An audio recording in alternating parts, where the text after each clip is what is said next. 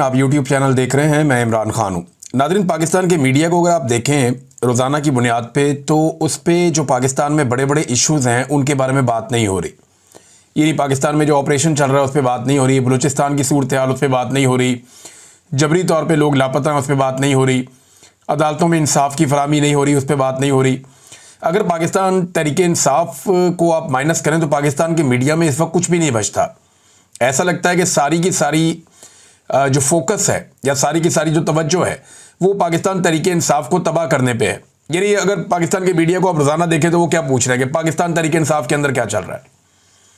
वो ये नहीं देखेंगे कि हुकूमत के अंदर क्या चल रहा है, महंगाई कहाँ पे पहुँच गई है, बेरोज़गारी कहाँ पे पहुँच गई है, गुरबत कहाँ पे पहुँच गई है, मईशत का क्या सत्यानाश हो गया, उस पर बात नहीं करेंगे। वो बात करेंगे जी कि पाकिस्तान तहरीक इंसाफ के अंदर क्या चल रहा है, इमरान खान डील क्यों नहीं कर रहा, इस पर बात करेंगे। सोशल मीडिया को कैसे कंट्रोल किया जाए, इस पे बात करेंगे। एस्टैब्लिशमेंट अभी तक पाकिस्तान तहरीक इंसाफ की या इमरान खान की मकबूलियत ख़त्म क्यों नहीं कर पा रही, वो इस पे बात करेंगे। यानी अजीबोगरीब चीज़ों पे पाकिस्तान का मीडिया डिस्कशन करता है। जो अवामी इश्यूज़ हैं उनके ऊपर मीडिया बात नहीं करता। पाकिस्तान में जाली पुलिस मुकाबले चल रहे हैं, उस पर बात नहीं करता। गुरबत के हाथों लोग खुदकुशियाँ कर रहे हैं, उस पर बात नहीं करता। बिजली की और गैस की कीमत कहाँ से कहाँ पहुँच गई, उस पर बात नहीं करता। हर 15 दिन के बाद कौम को एक टीका नया लग जाता है पेट्रोलियम मसनूआत की कीमतों में इजाफे पे, उस पर बात नहीं करता। डॉलर की कीमत कहाँ पहुँच गई, उस पर बात नहीं करता। चीनी का एक खौफनाक स्कैंडल है जो इस हुकूमत का है। यानी इस हुकूमत ने जानबूझ के पहले चीनी को एक्सपोर्ट किया, पाकिस्तान में किल्लत पैदा की, और जब पाकिस्तान में चीनी कम हो गई बाहर भिजवाने की वजह से, तो पाकिस्तान में कीमत को बढ़ाते बढ़ाते जो 80 रुपए किलो वाली चीनी थी उसको 200 रुपए से ऊपर ले गए, और अब बाहर से महंगी चीनी इंपोर्ट की जा रही है। ये फिर अवाम की जेब पे डाका डाला जाएगा, इस पे बात नहीं करता। गंदम के स्कैंडल पे बात नहीं करता। पाकिस्तान का मीडिया किसी भी चीज़ पे बात नहीं करता। बात करता है तो पाकिस्तान तहरीक इंसाफ पे बात करता है। रीज़न क्या है? ये रियाजुल हक साहब हैं, बड़े अच्छे इन्वेस्टिगेटिव जर्नलिस्ट हैं। उन्होंने सबसे पहले ये डाटा रिवील किया है ये सरकारी डाटा, और इसकी जो तफसीलात है मैं आपके सामने अब रखने वाला हूँ। ये बड़ा इंटरेस्टिंग डाटा है कि 11 अरब के इश्तिहारात पाकिस्तान के मीडिया को दिए गए हैं पाकिस्तानी सरकार की जानिब से गुज़िश्ता लगभग एक साल में। मार्च 2024 से जून 2025 तक का ये डाटा है। यानी एक साल के अरसे में 11 अरब रुपए के इश्तिहारात दिए गए टीवी चैनल को और अखबारात को, और इस तरह पाकिस्तान की तारीख में कभी नहीं हुआ। पाकिस्तान की तारीख में जो बदतरीन पाकिस्तान का दौर चल रहा है मईशत के हवाले से, वो मौजूदा दौर है। 50 साल की कम तरीन इन्वेस्टमेंट हो रही है। महंगाई जो है वो पाकिस्तान के अंदर टॉप पे चली गई है शूट करके। इकॉनमी जो है वो मुकम्मल तौर पे पाकिस्तान में इन्होंने तबाही फेर दी है। पाकिस्तान दुनिया का वो वाहिद मुल्क बन गया है जहाँ सबसे ज़्यादा बड़ी तादाद में लोग पाकिस्तान मुल्क अपना छोड़ के जा रहे हैं। ये पाकिस्तान के साथ हो रहा है ना। तो उस वक्त पाकिस्तान का मीडिया जो इतनी बुरी मईशत में इतने ज़्यादा इश्तिहार, यानी इतने इश्तिहारात तो जब मईशत बेहतरीन चल रही होती थी तब भी कभी नहीं दिए गए जितने इश्तिहारात मीडिया को अब दिए जा रहे हैं। और इसी वजह से मीडिया का फोकस उन चीज़ों की तरफ कभी भी नहीं जाता जिन पे अवाम का फोकस है। अवामी इश्यूज़ के बजाय मीडिया नॉन इश्यूज़ को इश्यूज़ बनाता है, क्योंकि उन्हें पैसा बहुत ज़्यादा मिल रहा है। ये पैसा कैसे मिल रहा है, किस तरह के मीडिया को मिल रहा है, इसमें बहुत सारा पैसा जो है वो इधर उधर अपने लोगों में भी बांट दिया जाता है। करप्शन भी बहुत होती है। कुछ अखबारात के नाम है, मैं तो हैरान हो गया। लगभग 4 अरब रुपया दिया गया है ये अखबारात को, और लगभग 7 अरब रुपया दिया गया है टीवी चैनल्स को। तो ये 11 अरब की तफसीलात है। अभी तक 932 अखबारात को इश्तिहारात दिए गए, और 88 टीवी चैनल्स को, जिनमें न्यूज़ चैनल भी हैं, इंटरटेनमेंट के भी हैं, उनको इश्तिहारात दिए गए हैं। आप ज़रा अखबारात के नाम सुने जो आपने कभी नाम भी नहीं सुने होंगे, उनको भी पैसा दिया है इन्होंने। अहम अखबार, ऐलान, आईना इनकलाब, अखबार हक, अखबार अवाम, ये मैंने सारे नाम जो हैं वो रियाजुल हक साहब बता रहे थे, बल्कि अभी रिपोर्ट भी आ गई है। एतदाल, अल जलाल, अल हक, अल फजर, अमन अंजाम, अमन अंजाम, बीबीसी हेडलाइन, बीबीसी रिपोर्टर, बेवपार अखबार, बेस्ट बिजनेस, बिजनेस रिकॉर्डर, तो ये चले पुराना अखबार है, फरजंदे बलूचिस्तान, फरजंदे कश्मीर, फैजुल अजीम, फाइटर टाइम्स, FIR, फौरी एक्शन अखबार। तो ये तमाम अजीबोगरीब किस्म के अखबार हैं जिनको पाकिस्तानी हुकूमत ने जो है पैसा वैसा इनको भी दिया है। लेकिन जो सबसे ज़्यादा पैसा दिया वो जंग अखबार को दिया, 43 करोड़, यानी 43 करोड़ रुपया दिया है जंग अखबार को। और एक्सप्रेस जो उर्दू अखबार है उसको 30 करोड़ रुपया दिया है, और इस तरह बाकी अखबारात को भी पैसा मिला है। तो ये लगभग 4 अरब रुपया अखबारात को दिया गया है। अब आ जाए टीवी चैनल पे, तो सबसे ज़्यादा पैसा दिया गया जियो टीवी को, ये बनता है 64 करोड़। और अगर जियो ग्रुप का सारा पैसा इकट्ठा करें तो लगभग 1.25 अरब रुपया यानी 125 करोड़ के करीब पैसा जो है वो दिया गया जियो को, जंग ग्रुप को। और इसके बाद एयरवाई को 44 करोड़ दिया गया, दुनिया न्यूज़ को 40 करोड़ दिया गया, पीटीवी को 39 करोड़ दिया गया, समा न्यूज़ को 38 करोड़ दिया गया, एक्सप्रेस न्यूज़ को 38 करोड़ दिया गया, हम न्यूज़ को 36 करोड़ दिया गया, डॉन न्यूज़ को 31 करोड़ दिया गया, चैनल 24 को 30 करोड़ दिया गया, मुहसिन नकवी, बोल न्यूज़ को 28 करोड़ दिया गया। ये टॉप 10 चैनल्स हैं। अब आप अंदाजा करें कि ऐसे टीवी चैनल्स को इन्होंने पैसा बांटा है। तो डिजिटल मीडिया का भी डाटा नहीं है, वो भी आ जाएगा थोड़े दिनों में आपके सामने, वो भी हम रखेंगे। लेकिन आप अंदाजा करें कि किस तरीके से इन्होंने पाकिस्तानी अवाम का पैसा पाकिस्तानी मीडिया के ऊपर खर्च किया है, जिसका एक हिस्सा यानी एक साल में 11 अरब रुपया इन्होंने टीवी चैनल्स को दे दिया। तो बेचारे कहां से बोलेंगे। अच्छा, ये वो पैसा है जो सरकार ने दिया है। जो प्राइवेट कंपनीज हैं जिनके इश्तिहारात चलते हैं सारा दिन टीवी चैनल्स के ऊपर, उनका पैसा अलग है। आप अगर टीवी चैनल्स को देखें, गौर करें, तो यहां पे सरकारी इश्तिहार बहुत कम होता है। ज्यादा जो इश्तिहार चलता है वो प्राइवेट इश्तिहार चलता है, प्राइवेट कंपनीज का चलता है। तो अब आप इनका धंधा चेक करें कि 11 अरब रुपया अगर इन टीवी चैनल्स ने, अखबारात ने मिलकर लिया है सरकार से, तो कितना पैसा इन्होंने, कम से कम इससे 4-6 गुना पैसा इन्होंने लिया होगा प्राइवेट जो इन्वेस्टर्स हैं या कंपनीज हैं जिनके इश्तिहारात चलते हैं उनसे। क्योंकि आपने देखा होगा कि टीवी चैनल पे बहुत कम, कभी 20 इश्तिहारों के बाद एक सरकारी इश्तिहार आता है, तो फिर उसकी आमदन भी कम होती है। तो जब सरकारी पैसा इतना ज्यादा है तो सोचें कि दूसरा पैसा कितना होगा। अब जितना इनकी मौजें लगी हुई हैं अखबारात की, टीवी चैनल की, और वैसे सरकारी जो है ये पैसा भी बहुत ज्यादा देते हैं। हुकूमत बहुत नवाजती है मीडिया को, बहुत ज्यादा।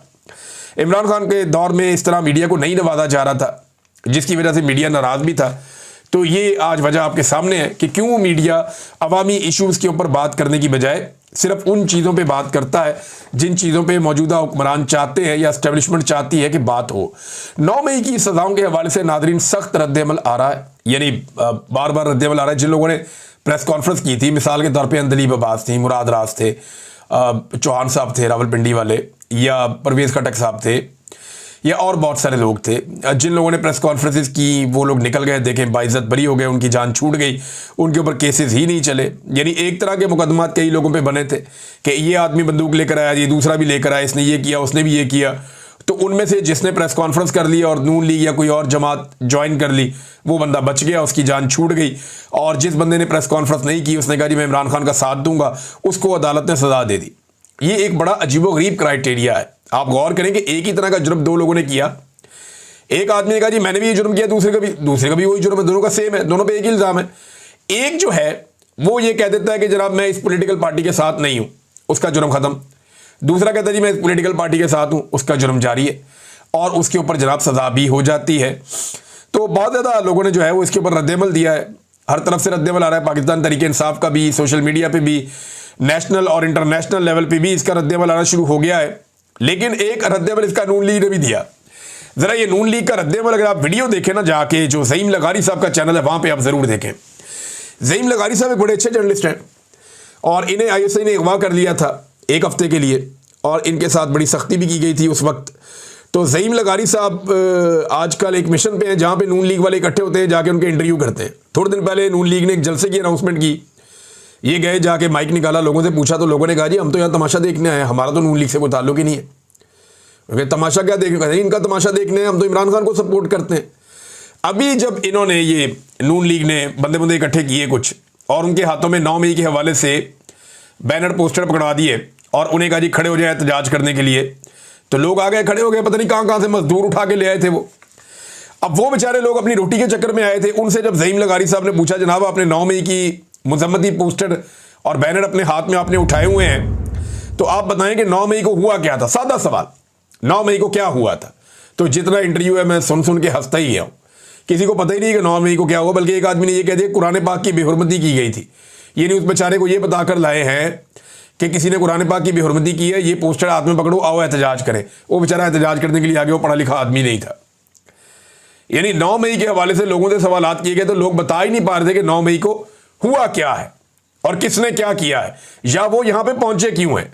अगर इस तरह के लोगों को इस वक्त एस्टेब्लिशमेंट ने अपनी सपोर्ट के लिए इस्तेमाल करना है, या एस्टेब्लिशमेंट को इस तरह की सपोर्ट चाहिए। थोड़ा सा पहले मैं देख रहा था इस्लामाबाद में एक एहतजाज था, उसमें बसें भर भर के वो गरीब लोगों को बेचारों को रोटी का लालच दे के लाया गया था और वहां पे भी एस्टेब्लिशमेंट के हक में मुजाहरा करवाया गया था।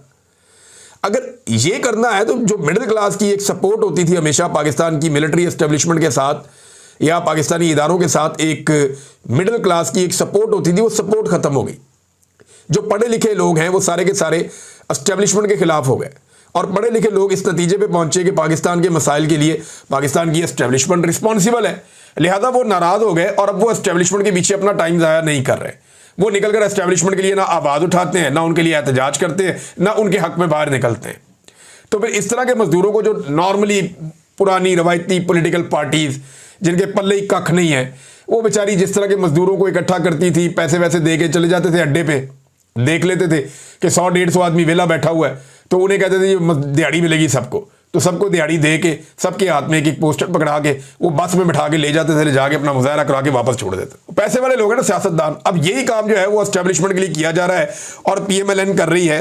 पढ़े लिखा तबका तो इन्होंने नाराज कर दिया है मुकम्मल तौर पर अपने से, लेकिन अब इस तरह के लोग करेंगे तो इमेज का क्या बनेगा? इमेज मजीद एस्टेब्लिशमेंट का तबाह होगा और PMLN ने यह एहतजाज करके बल्कि एस्टेब्लिशमेंट के लिए मुश्किल खड़ी की है। ये विजुअल जो है ये हॉन्ट करते हैं, ये प्रॉब्लम क्रिएट करते हैं बाद में कि 9 मई के लिए लोगों को लेकर आए, लोग निकले 9 मई के खिलाफ मजम्मत में और उन लोगों को यही नहीं पता कि 9 मई को हुआ क्या था। एक नाज़रीन बड़ी खबर है और ये जो बड़ी खबर है ये अमेरिका से आई है और ये अच्छी और बड़ी खबर है। खबर यह है कि BLA मजीद ब्रिगेड जो कलदम एक तंजीम है उसको दहशतगर्द ग्रुप करार दे दिया अमेरिका ने और इसकी अनाउंसमेंट कर दी गई है।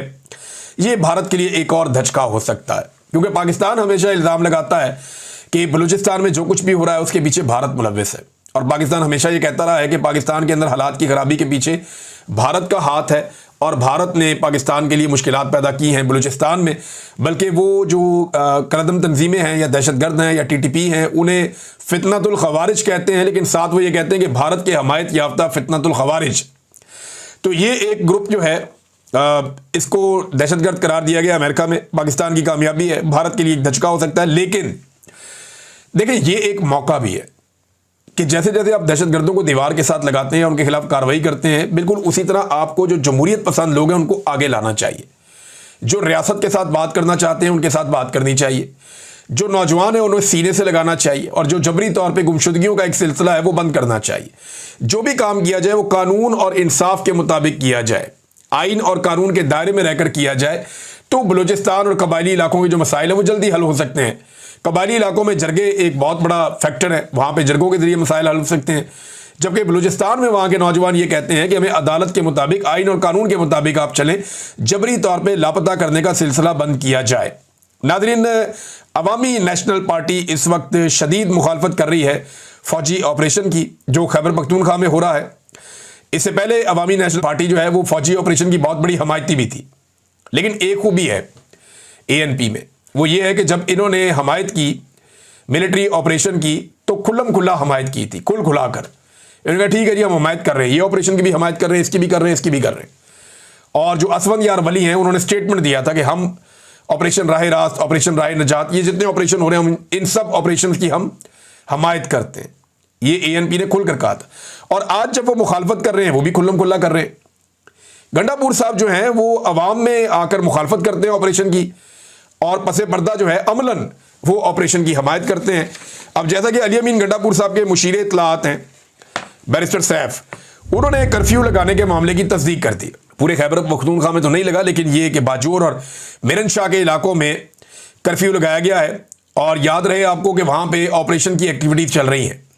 तो अली अमीन गंडापुर के जो मुशीर इत्तलाआत हैं उन्होंने खुद आकर कह दिया कि मिरनशाह में और बाजोड़ के अंदर लगाया गया है कर्फ्यू। तो गंडापुर की पॉलिसी ANP से तो पैथेटिक है। ANP जब हमायत करती थी ऑपरेशन की खुल के करती थी, जब मुखालफत करती है ऑपरेशन की तो खुलकर करती है।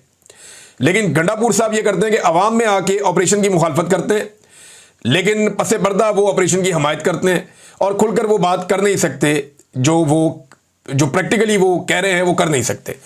तो ये जनाब इनका एक तरीकाकार है। नाज़रीन, ख्वाजा आसिफ साहब एक और इंटरव्यू उन्होंने दिया और वो लगातार इंटरव्यूज़ देते रहते हैं, लेकिन अभी उनके हवाले से कुछ कंट्रोवर्सीज थी तो अब उनका इंटरव्यू आया।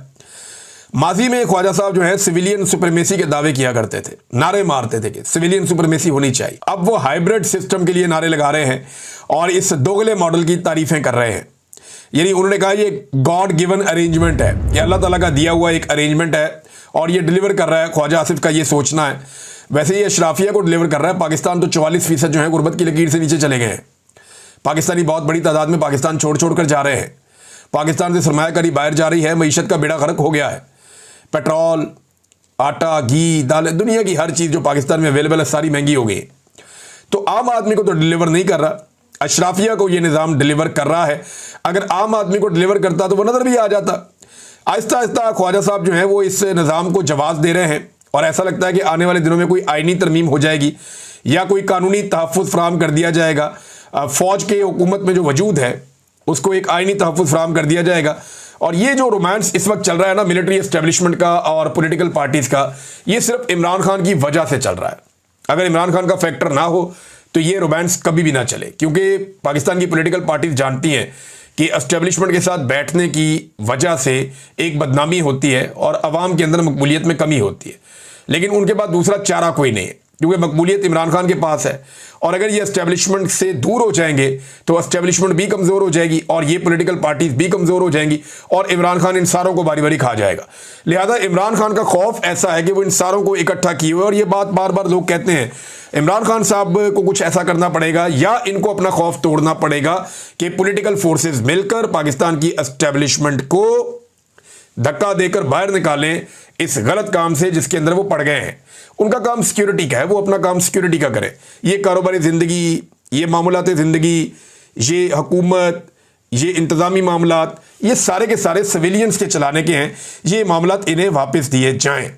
नाज़रीन, बैनुल अक़वामी फ्रंट से दो खबरें इंपॉर्टेंट। नंबर एक तो सितंबर में आप याद रखिएगा कि ऑस्ट्रेलिया और कनाडा समेत बहुत सारे यूरोपीय ममालिक फ़लस्तीन को तस्लीम करने जा रहे हैं और उन तमाम ममालिक ने अब तक इस बात का इंदिया दे दिया है।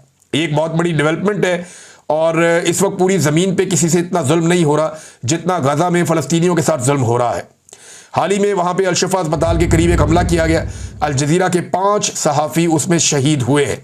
उनमें एक जो जर्नलिस्ट हैं अनस शरीफ, वो बहुत काम कर रहे थे और उनके ऊपर जो है वो हमला किया गया खैमे पे और उन्हें शहीद किया गया। उनके कैमरामैन इब्राहिम ज़हीर थे, वो भी शहीद हो गए, जबकि बाकी 3 सहाफ़ी और थे वहाँ पे, वो भी शहीद हुए। टोटल 7 लोग इस हमले के अंदर जाँ बहक हुए हैं और पूरी दुनिया में जो सहाफ़ती तंजीमें इसके ऊपर आवाज़ उठा रही हैं, एहतजाज कर रही हैं। जबकि इसराइल ने ख़ुद बताया कि ये हमला डेलिबरेटली अनस शरीफ पर ही किया गया था।